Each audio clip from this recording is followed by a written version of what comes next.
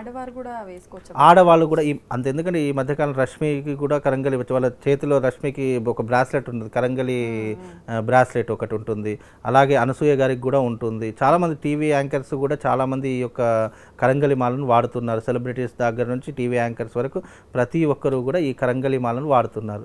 అంటే ఇది ఏంటి అంటే కనుక ఎందుకు ఇంత ప్రాధాన్యత అంటే కనుక, ఇప్పుడు ఎవరైతే సెలబ్రిటీస్ ఉన్నారో వాళ్ళకు నెగిటివ్ ఇంపాక్ట్ చాలా ఎక్కువగా ఉంటుంది.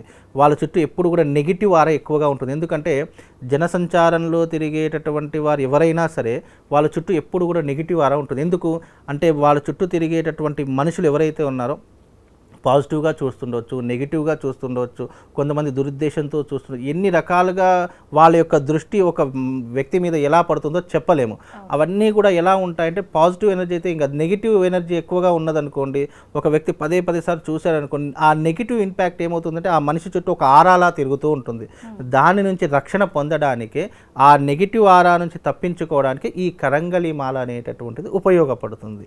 ఇది దైవికపరమైనటువంటిది కాబట్టి చాలా మట్టుకు ఏమనుకుంటారంటే, గురువుగారు నేను ఆన్లైన్లో కరంగలి మాల ఆర్డర్ చేశానండి, వేసుకున్నాను, నాకు వేసుకున్నా కూడా పెద్ద ప్రయోజనం ఏమి కనిపించడం లేదండి, నాకేమీ అంతగా అనిపించట్లేదని చెప్పేసి అంటున్నారు. కరంగలి మాల ధరించేటటువంటి పద్ధతులు చాలా రకంగా శాస్త్రాలు చెప్పారు.